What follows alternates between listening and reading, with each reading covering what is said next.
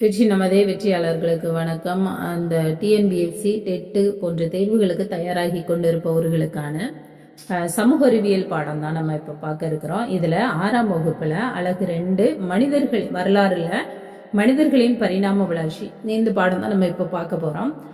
இதுக்கான test batch நமக்கு இருக்குது. நீங்கள் அதுக்கான குரூப் லிங்க் கீழே டிஸ்கிரிப்ஷனில் கொடுக்குறேன். நீங்கள் இணைஞ்சு பயன்பெற்றுக்கோங்க.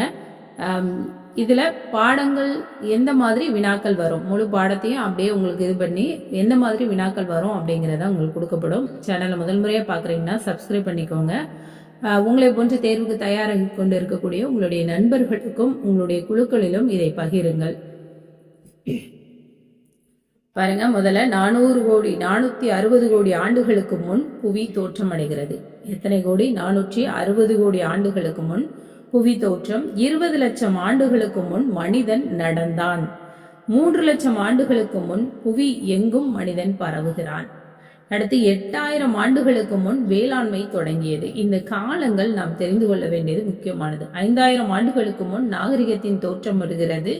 அதற்கு பின்பு தற்கால மனிதன் இந்த மாதிரியே நினைச்சான் இருக்கிறான். அப்போ 5000 ஆண்டுகளுக்கு முன் இது கூற்று காரணத்துல கொடுக்க கேட்கலாம்.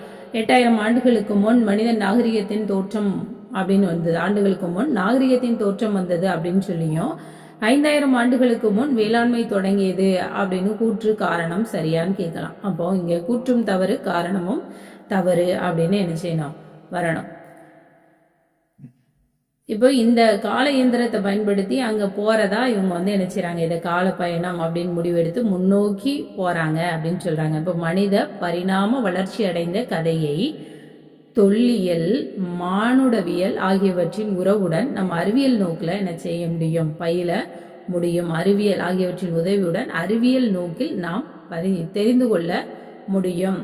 இப்போ இந்த மாதிரி இவங்க போறது 1850வது ஆண்டுக்கு நகர்ந்து போறாங்க. இங்க பேருந்து, மிதிவண்டி ரெண்டுமே அங்க என்ன செய்யல இல்ல. அதுக்கப்புறம் 8000 ஆண்டுகளுக்கு முன்பான காலத்துக்கு போகும்போது பார்த்தோம் அப்படின்னா அங்கேயும் என்ன செய்யல, 8000 ஆண்டுகளுக்கு முன்புன்னு பார்த்தோம்னா வேளாண்மை தொழில் தான் என்ன செய்தாங்க இருக்கு. மக்கள்கள் பயிர் வளர்ப்பதை பார்க்குறாங்க. மக்கள் பயிர் வளர்ப்பதிலும் கால்நடை வளர்ப்பதிலும் ஈடுபட்டு இருக்கிறாங்க, அதை பார்க்குறாங்க. 18,000 ஆண்டுகளுக்கு முன்பாக போகும்போது அந்த காலத்துல மனிதர்கள் எங்க வாழ்றாங்கன்னா குகைகள்ல வாழ்றாங்க. கல்லிலும் எலும்பிலும் செய்த கருவிகளை வேட்டைக்கு பயன்படுத்துறாங்க. கருவிகள் எதுல செஞ்சிருக்காங்க, கல்லு, எலும்பு இதுல செஞ்ச கருவிகளை வேட்டைக்கு பயன்படுத்துறாங்க. அதுக்கப்புறம் தற்காலத்துக்கு இந்த காலத்துல என்ன செய்யறாங்க, அவங்க பாட்டிட்ட கலந்துரையாடல் மூலமா கேட்டு செய்தியை தெரிஞ்சுக்கிறாங்க. மனிதனுடைய பரிணாம வளர்ச்சி. தொடக்க கால மனிதன் கிழக்கு ஆப்பிரிக்கால தோன்றினான். இது ஒரு கேள்வியா வரலாம். தொடக்க கால மனிதன் எங்கு தோன்றினான்? கிழக்கு ஆப்பிரிக்காவில் தோன்றினான். அடுத்து 4-2 மில்லியன் ஆண்டுகளுக்கு முன் அவங்க தான் இந்த ஆஸ்ட்ரோலோபிதிகஸ் அப்படிங்கிற பேர்ல அழைக்கப்படுறாங்க. மனிதன் மற்றும் குரங்கின் பண்புகளுடன் காணப்படுகிறார். மனிதன் மற்றும் குரங்கு பண்பில் காணப்படுற ஆஸ்ட்ரோலோபிதிஸ் அப்படிங்கிறது குரங்கு, மனிதன் 2 இயல்பிலும் இருக்கிறான். அப்புறம் ஹோமோ ஹெபிலிஸ் அப்படிங்கிறது 2.3 1.4 மில்லியன் ஆண்டுகளுக்கு முன் தொடக்க கால மனிதன் இப்படிதான் இருக்கிறான். அவன் இறுக பற்றுவதற்கு வசதியாக பெரிய கால் விரல்களை பெற்றிருந்தான். அதுக்கப்புறம் முன்பக்கம் நீட்டி கொண்டிருந்த தாடை நீச்சி சற்று குறைந்து காணப்பட்டான். முன்னாடி ரொம்ப அப்படி நீட்டிட்டு இருந்த அந்த தாடை கொஞ்சம் குறைந்து காணப்படுறான். அப்புறம் கருவிகளை உருவாக்குகிறான். அடுத்தல பார்த்தோம்னா ஹோமோ எரக்டஸ். இவருடைய காலம் 1.8 மில்லியன் ஆண்டுகளுக்கு முன்பு உள்ளது. இதுல மனிதன் என்ன செய்யறான், ஜாவா மனிதன் முதல்ல என்ன செய்யறான், குழுவாக முழுமையான மனிதன் கிடையாது. தற்கால மனிதர்களை விட சிறிய அளவு உடையவராக என்ன செய்யறாங்க, சிறிய மூளை உடையவராக இருக்கிறாங்க. நேரா நிமிர்ந்த மனிதன் நெருப்பின் பயனை அறிந்திருந்தான். நல்லா நேரா நிமிர்ந்ததுக்கு அப்புறம் அவன் என்ன செய்யறான், நெருப்பின் பயனை அறிந்திருக்கிறான். அடுத்து நியாண்டர் தால் அப்படிங்கிறவன் என்ன செய்யறான், இவனும் முழுமையான மனிதன் இல்லை, ஆப்பிரிக்கர்களிடமிருந்து வேறுபட்டவன். கரடு முரடான கருவிகளை கொண்டிருக்கிறான். வேட்டையாடும் திறனில் பின்தங்கி இருக்கிறான். இறந்தவர்களை என்ன செய்யறாங்க, புதைக்கிறாங்க. சான்றுகள் எங்க இருக்குன்னா ஜெர்மனில கிடைக்குது. அப்ப இறந்தவர்களை புதைக்கும் சான்றுகள் முதல்ல இறந்தவர்களை புதைக்கக்கூடிய சான்று எங்க இருந்து கிடைக்குன்னா ஜெர்மனில கிடைக்கிறது. அடுத்து சுயமாக சிந்திக்கும் திறன் உடையவனாக இருக்கிறான். யாருன்னா ஹோமோசேப்பியன்ஸ். ஹோமோசேப்பியன்ஸுங்கிறவன் தான் சுயமா சிந்திக்கிற ஆற்றல் உடையவன். நவீன மனிதன் வேட்டையாடும் மற்றும் உணவு சேகரிக்கும் சமூகமாக வாழ்ந்தான். கரடுமுரடான கருவிகளை பயன்படுத்துறான். ஆப்பிரிக்காவில இருந்து இடம்பெயர்ந்து ஐரோப்பாவிலும் ஆசியாவிலும் குடியேறான். முதல்ல மனிதன் ஆப்பிரிக்காவில் தோணுனா அப்படின்னு சொல்லி நம்ம பார்த்தோம். அதுக்கப்புறம் இறந்த மனிதர்களை புதைக்கக்கூடியதை நம்ம என்ன செய்யறோம், சான்றுகள் ஜெர்மனியில கிடைக்குதுன்னு பார்த்தோம். இங்க இருக்கிற மனிதன் கொஞ்சம் கொஞ்சமா மாறி ஆப்பிரிக்காவில இருந்து இடம்பெயர்ந்து ஐரோப்பா ஆசியாவில் என்ன செய்யறான், குடிபெயர்றான். அது யாருன்னா ஹோமோசேப்பியன்ஸ் அப்படிங்கிறவன். அடுத்து இப்ப நவீன மனிதன் இப்ப இருக்கிற குரோமோ மேக்னஸ், கடைசி நிலையில இருக்கிற குரோமோ மேக்னஸ் மனித வாழ்வின் தொடக்கம் கற்கருவிகளை, மனித வாழ்வினுடைய தொடக்க காலம் கற்கருவிகளுடன் எலும்பாலான கருவிகளை பயன்படுத்துறா. குத்தி, ஈட்டி, நெம்புகோல் இந்த வகையான கருவிகளை அவன் என்ன செய்யறான், பயன்படுத்துறான். இந்த வேட்டையாடணும் அப்படிங்கும் போது என்ன செய்யறது, இங்க இருந்து தூக்கி எறிஞ்சு ஈட்டிகள் மூலமாக விலங்குகளை தாக்குவது இதெல்லாம் நடந்துட்டு இருக்கு. இப்போ மனித பிரிவுகள்ல பாருங்க, Australopithecus, Homo habilis, Homo erectus, Neanderthal. இடையில நியாண்டர்தால் அப்படிங்கிற, அதுக்கப்புறம் திரும்ப ஹோமோசேப்பியன்ஸ் அப்படிங்கிறவங்க வராங்க. அடுத்து குரோமேக்னஸ், இது குரோமேக்னான்ஸ்.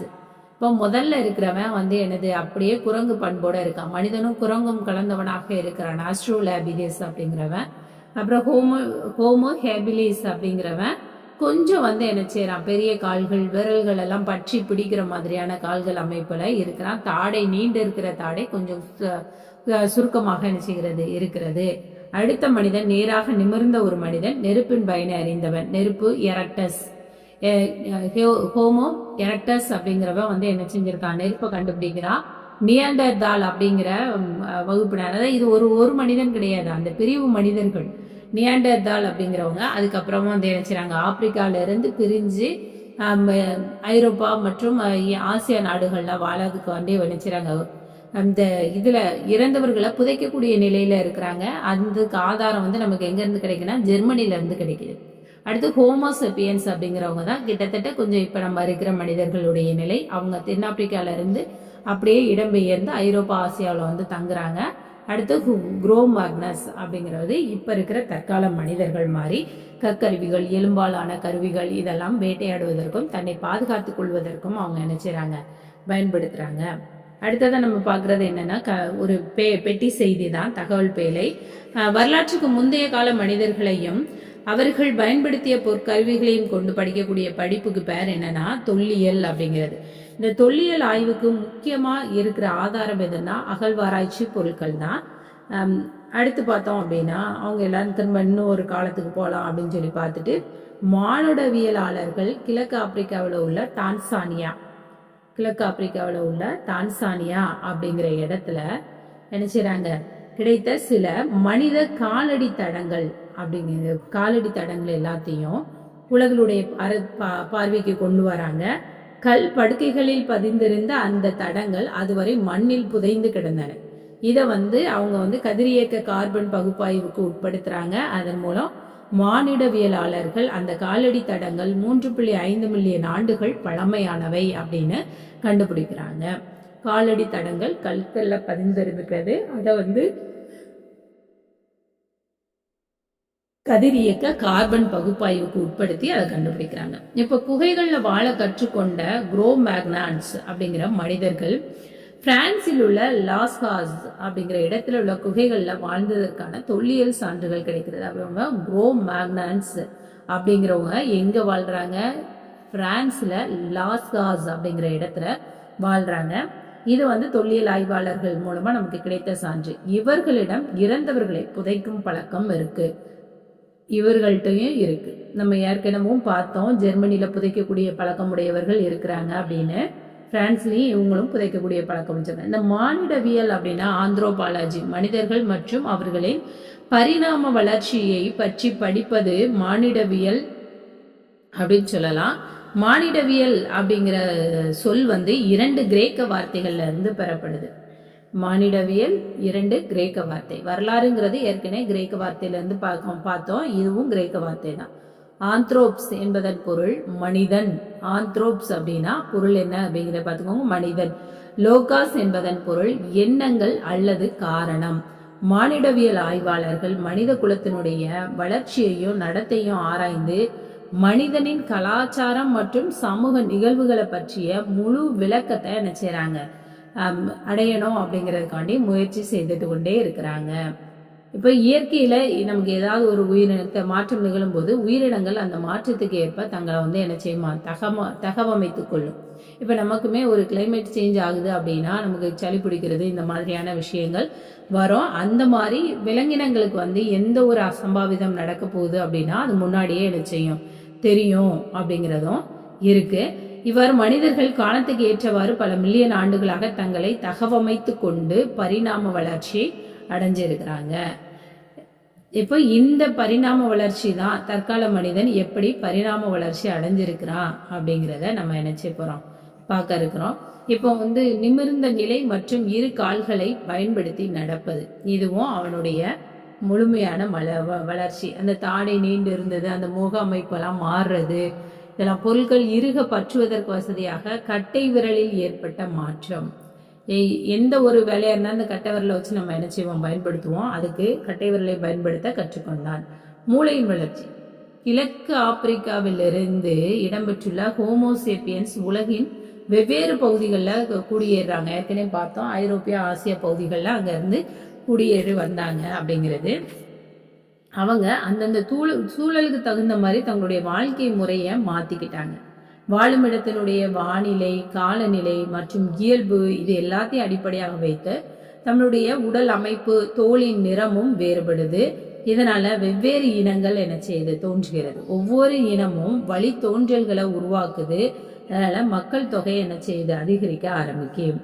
இப்போ இதுல நம்ம யோசிச்சு பார்த்தோம்னா, அவன் வேட்டையாடி உணவுகள் சேகரிப்பவர்களாக ஆனார்களா, நில அமைப்பு அதில் முக்கிய பங்கு வைத்ததா அப்படிங்கிறதெல்லாம் இங்கே கேள்வியா என்ன செய்றாங்க, கொடுக்குறாங்க. இப்போ இதில் நமக்கு உங்களுக்கு தெரியுமா அப்படிங்கிற பகுதியில் கொடுத்துருக்கிற இது ஆஸ்ட்ரோலோபிதிகஸ் முதல்ல இருந்த அந்த மனிதனுடைய தோற்றமான மனிதன். அவன் வாழ்ந்த இடம் எதுனா கிழக்கு ஆப்பிரிக்கா. ஹோமோ ஹெபிலிஸ் அப்படிங்கிறவன் தென் ஆப்பிரிக்காவில் வாழ்றான். ஹோமோ எரக்டஸ் இவன் தான் நெருப்பு கண்டுபிடித்தவன். ஆப்பிரிக்கா மற்றும் ஆசியால வாழ்கிறார்கள். நியாண்டர்தால் யுரேசியா, ஐரோப்பா மற்றும் ஆசிய நாடுகள்ல வாழ்றாங்க. இவங்க தான் என்னது, அந்த இதை புதைக்கக்கூடிய ஒரு பழக்கத்தை இங்க கை கொண்டிருக்காங்க. ஜெர்மனில இறந்தவர்களை புதைக்கக்கூடியதை பார்த்து நம்ம என்ன செஞ்சோம், கண்டுபிடிச்சோம், பார்த்தோம். அடுத்து குரோ மேக்னான்ஸ், இவங்க பிரான்ஸ்ல வாழ்றாங்க. பிரான்ஸ்ல தான் லாஸ்காஸ் அப்படிங்கிறதுல மனிதனுடைய பாத படிவுகள் இருந்ததாக நம்ம பார்த்தோம். அடுத்து பீகிங் மனிதன், இது சீனால வாழக்கூடிய மனிதன். ஹோமோசேப்பியன்ஸ் ஆப்பிரிக்கால. ஹடால்பர்க் மனிதன் லண்டன். இது எல்லாமே நமக்கு எங்க கொடுப்பாங்க அப்படின்னா பொருத்துகளை கொடுத்து கேட்பாங்க. பொருத்துகளை கொடுத்து இதை கொடுத்து கேட்பாங்க. அதனால அதை நம்ம தெளிவா என்ன செஞ்சுக்கணும், படிச்சுக்கணும். அடுத்து பார்த்தோம் அப்படின்னா ஹோமோசேப்பியன்ஸ் வேட்டையாடி உணவுகள் சேகரிப்பதில் இருந்தாங்க. பல மில்லியன் ஆண்டுகளுக்கு முன்னால நம்முடைய முன்னோர்கள் எல்லாம் அலைந்து திரிபவர்களாக தான் இருந்தாங்க. காட்டுவாசியா உணவை சேகரிக்க அங்கன்னு அலைஞ்சிட்டே இருக்கிறவங்களா தான் இருந்தாங்க. அதனால எங்க தங்குனாங்க அப்படின்னு பார்த்தோம்னா மரம், குகை அல்லது மலையடிவாரம் இங்கெல்லாம் போய் தங்கிட்டாங்க. ஒவ்வொரு குழுவிலையும் குறைஞ்சது 30 முதல் 40 பேர் இருக்கிறாங்க. தங்களின் உணவு தேவையை புரிந்து கொள்ள வேட்டையாட ஆரம்பிக்கிறாங்க. அவர்கள் உணவை தேடி நகர்ந்து கொண்டே இருக்கிறாங்க. பன்றி, மான், வேட்டையாடிய விலங்குகள் பாருங்க, பன்றி, மான், காட்டெருமை, காண்டாமிருகம், யானை, கரடி, இந்த விலங்குகள்லாம் வேட்டையாடுறாங்க. புலி போன்ற விலங்குகளால் கொல்லப்பட்ட விலங்குகளின் இறைச்சியையும் அவர்கள் சாப்பிடுறாங்க. மீன் பிடிக்கவும் அவர்கள் கற்றுக்கொண்டார்கள். அடுத்து தேன் எடுப்பது, பழம் பறிப்பது, கிழங்குகளை அகழ்ந்தெடுப்பது, இந்த வேலைகளையும் அவங்க ஈடுபடுறாங்க. காடுகள்ல இருந்து தானியங்களை சேகரிச்சுக்கிட்டாங்க. ஒரு இடத்தில் உணவுப் பொருட்கள் கிடைப்பது நின்றுட்டு அப்படின்னா உடனே அங்க இருந்து வேற இடத்துக்கு போயிடுவாங்க. ஒரு இடத்துல அந்த காலநிலை மாற்றம் அதிகமாக இருக்குன்னா அதுக்கு வேற இடத்துக்கு போறது. அதுக்கப்புறம் குளிர் போன்ற இதுகள்ல இருந்து தங்களை பாதுகாத்து கொள்ள இந்த வேட்டையாடப்பட்ட விலங்குகளுடைய தோலை பதப்படுத்தி அதை என்ன செய்றாங்க, தோல், மரப்பட்டை, இலைகள் இது எல்லாத்தையும் ஆடைகளா அணிய ஆரம்பிச்சாங்க. அப்புறம் சில வேட்டை முறைகள். ஆதி காலத்துல வேட்டையாடப்படுவது மனிதர்களின் முதன்மையான தொழில். வேட்டையாடுவது தான் அவங்களுடைய முதல் தொழிலா இருக்கு. ஒரு குச்சி அல்லது கல்லால் ஒரு பெரிய விலங்கை கொள்வது அவர்களுக்கு கடினமா இருந்துச்சு. அதனால அவங்க கடினமான பெரிய ஆயுதங்கள் அதெல்லாம் ஏற்கனவே பார்த்தோம், ஈட்டி, நெம்புகோல் இதெல்லாம் வச்சிருந்தாங்கன்ட்டு அதை அவங்க வச்சு என்ன செய்யறாங்க, வேட்டையாடுறாங்க. இந்த மொத்தமா சேர்ந்து இருந்து இந்த பெரிய பெரிய இதுகள் எல்லாம் குழி தோண்டி அதுல விலங்குகளை சிக்க வைத்து வேட்டையாடுவது, குழுவாக ஒன்று கூடி வேட்டையாடுவது, இந்த பழக்கம்லாம் அவங்களுக்கு நடைமுறையில இருக்கு. ஒரு கல்லுனை அடியில வச்சு கூர்மையான மற்றொரு கல்லுனால தட்டி செதுக்கிற அந்த பழக்கம் என்ன செய்யுது, அவங்களுக்கு அந்த கருவிகளை கூர்மைப்படுத்தக்கூடிய பழக்கம் வருகிறது. அதுக்கப்புறம் இந்த ஒரு கற்கருவியை உருவாக்க இரு கற்கள் எடுக்கப்பட்டது. ஒரு கல்லில் உள்ள சீரற்ற பகுதியை நீக்கவும் அதை கூர்மையான கருவியாக்கவும் இன்னொரு கல் சுத்தியல் போல என்ன செய்யறாங்க, பயன்படுத்துறாங்க. இப்போ ஆயுதங்கள் செய்ய சிக்கிமுக்கி கல் ரொம்ப முக்கியமானது. அந்த சிக்கிமுக்கி கல்லை வச்சுதான் நெருப்பை கண்டுபிடிச்சாங்க அப்படிங்கறத நம்ம பார்த்தோம். அதன் வலிமையும் தாங்கும் திறனும் இதற்கு காரணம் சொல்லலாம். இந்த சிக்கிமுக்கி கற்களை தேடுறதுல பல மணி நேரங்கள் அவங்க செலவழிக்கிறாங்க. கல்லுல சிக்கிமுக்கி கல் எங்க இருக்குன்னு தேடுவது. கற்களின் துணை கொண்டு கூர்மையான ஆயுதங்களை செய்வதோடு அவற்றை பிடிப்பதற்கு வசதியாக மர கைப்பிடிகளையும் அதுல என்ன செய்யறாங்க, பொறுத்துறாங்க. பெரிய கற்களை கொண்டு கோடாரிகளையும் உருவாக்குறாங்க. இப்ப அவங்க உருவாக்குன இந்த கற்கருவிகள் இதுல என்ன செய்யுது இருக்கு.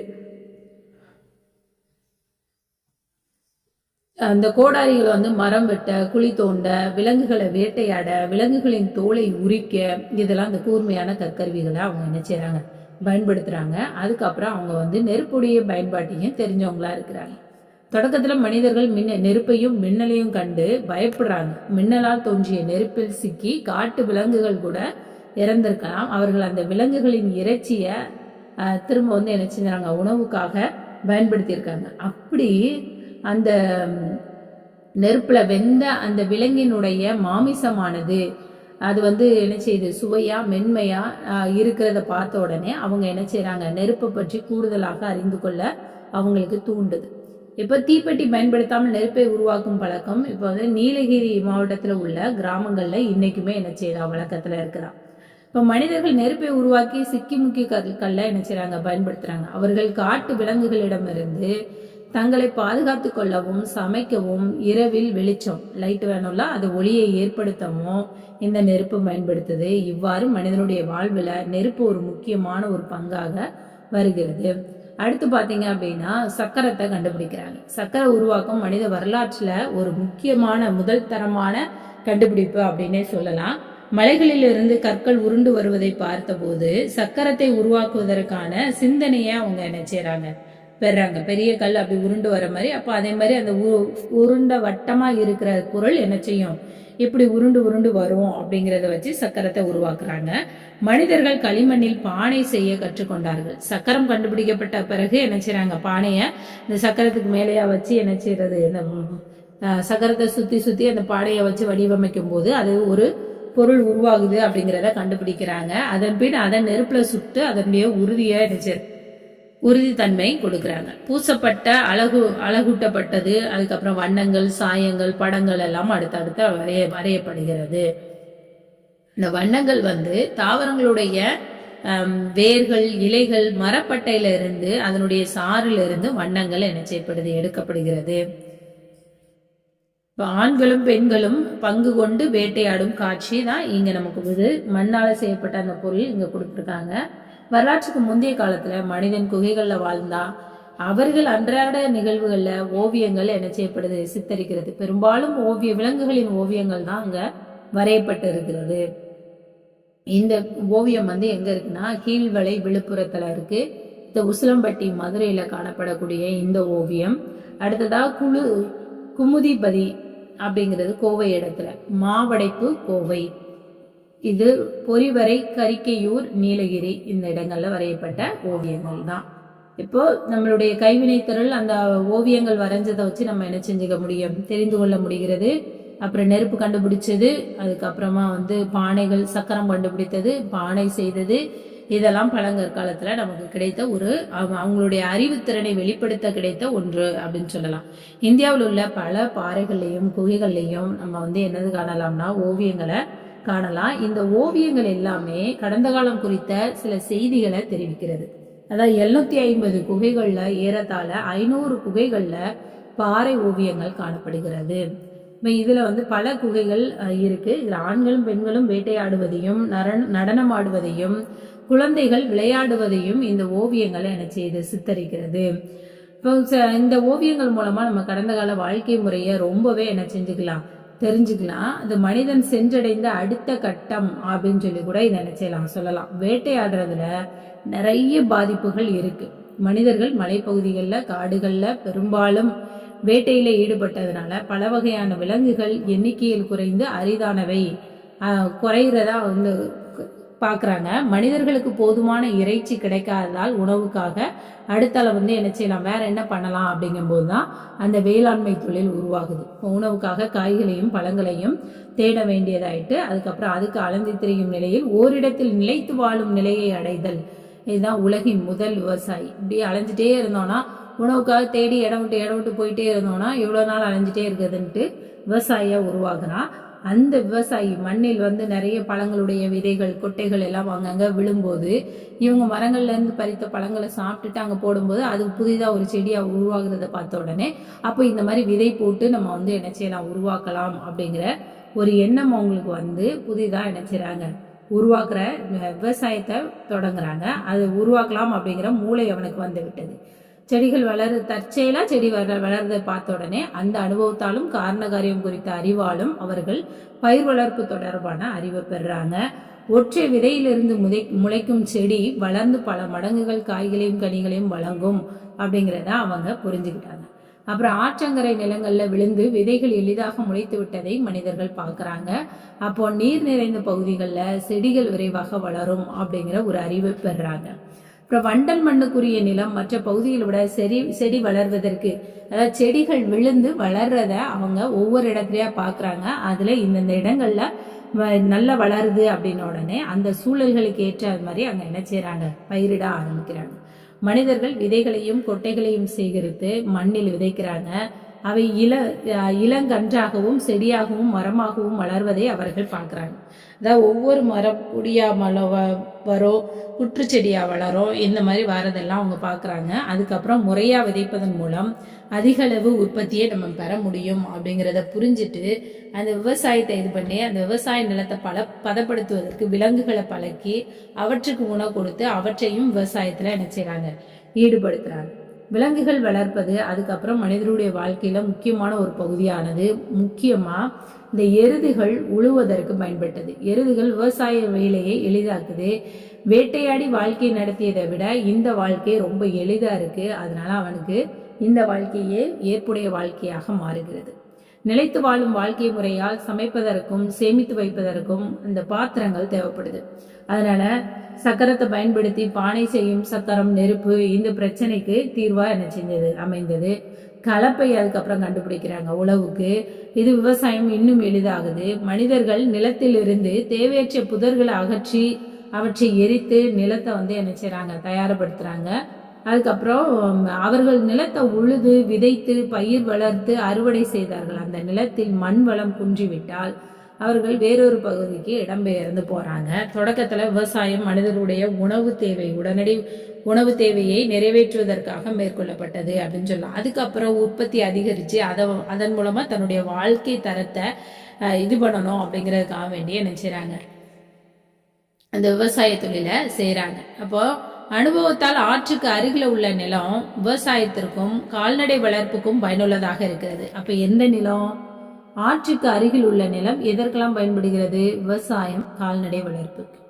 அதுக்கப்புறம் மனிதர் ஆற்றங்கரைகள்ல அதுக்கு நிலையா தங்க ஆரம்பிக்கிறாங்க. அங்கே இருந்துகிட்டு என்ன செய்யறாங்க, இந்த விவசாய தொழிலை பாக்குறாங்க. ஏன்னா தண்ணி ரொம்ப எளிதா அங்க இருந்தே கிடைக்கும். அதனால அதுக்கப்புறம் இந்த வேட்டையாடுவதை எளிதாக்குவதற்கு பல வழிகளை அவங்க சிந்திக்கிறாங்க. பிற விலங்குகள் மூப்பம் பிடிக்கும் ஆற்றல் நாய்கள் பெற்று இருக்கிறதுனால அந்த நாய்கள் வந்து எனது முன்னாடியே மூப்பம் பிடிச்சு விலங்குகள் இங்க வருதுன்னா அதை குலைத்து துரத்தி விட்டுரும் அப்படிங்கிறதுக்காண்டி நாய்களை உதவியா வச்சுக்கிட்டாங்க. இதன் மூலம் நாய் மனிதர்களுக்கு பழக்கப்படுத்தப்பட்ட முதல் விலங்கு அப்படின்னு சொல்லலாம். அதுக்கப்புறம் நாயுடன் கோழி, ஆடு, பசு போன்றவற்றை அவர்கள் வீடுகளில் செல்ல பிராணிகளா வளர்க்க ஆரம்பிக்கிறாங்க. மனிதர்கள் நெடுங்காலமா சமவெளிகள்ல தான் தங்குறாங்க. எங்க இருக்கிறாங்கன்னா சமவெளிகள்ல தங்குறாங்க. இந்த காலகட்டத்துல தான் அவங்க வந்து விவசாயத்தை கற்றுக்கொண்டார்கள். அப்புறம் கைவினை கலைகளுக்கான திறன்களையும் கொஞ்சம் கொஞ்சமா வளர்த்துக்கிட்டாங்க. ஓரிடத்துல குடியேறி நிரந்தரமா தங்கக்கூடிய வாழ்க்கை முறை தான் எதை அதிகரிக்குன்னா உற்பத்தியை பெருக்குது. இவர்கள் இப்போது வந்து அவர்களிடம் தேவையை விட அதிகமான அளவில் தானியங்கள் இருக்கு. அப்ப இந்த கூடுதலான தானியங்களை என்ன செய்யலாம் அப்படின்னா பல குழுக்களிடம் பரிமாறிக்கிறாங்க. அதுக்கப்புறம் தான் இந்த பண்டமாற்று முறை என்ன செய்யுது, உருவாகும். தான்ட்டே இருக்கிற நெல்லை கொடுத்துட்டு உப்பு வாங்குறது, இந்த மாதிரி இருக்கிற உபரி பொருட்களை கொடுத்து வாங்கக்கூடியது பண்டமாற்று முறை அப்படின்னு வைக்கிறது. வணிகமும் வர்த்தகமும் வளர்ந்து நகரங்களும் பெருநகரங்களும் என்ன செய்யுது, தோன்றுகிறது. இப்படி தோன்றும் போதுதான் அந்த ஊர் இதுல வந்து என்ன செய்யறான், மனிதனுடைய வளர்ச்சி நிலை வருகிறது. இப்போ இதுல மீள்பார்வை அப்படிங்கிறது இதுலயே நம்ம பார்த்த செய்தியை தான் பார்ப்போம். கலை சொற்கள் பாருங்க. டைம் மிஷின்னா கால இயந்திரம், எவால்யூஷன் பரிணாம வளர்ச்சி, பிரெடிட்டர் அப்படின்னா இறை பிடித்துண்ணி, ஃபுட் பிரிண்ட்ஸ் காலடி சுவடுகள், ஹைட்ஸ் அப்படின்னா பதப்படுத்தப்பட்ட விலங்குகளின் தோல், மில்லியன் 10 லட்சம் ஆண்டுகள் தான், நொமாட்னா நாடோடி, பாட்டர் பண்டமாற்று முறை, பிரே இறை தான் அந்த மாதிரி சொல்லப்படுகிறது. இதோட இந்த பாடம், இந்த பரிணாம வளர்ச்சி அப்படிங்கிற பாடம் நிறைவு பெற்றது. அடுத்த ஒரு பாடத்தோட அடுத்த காணொலியில சந்திக்கிறேன். நன்றி.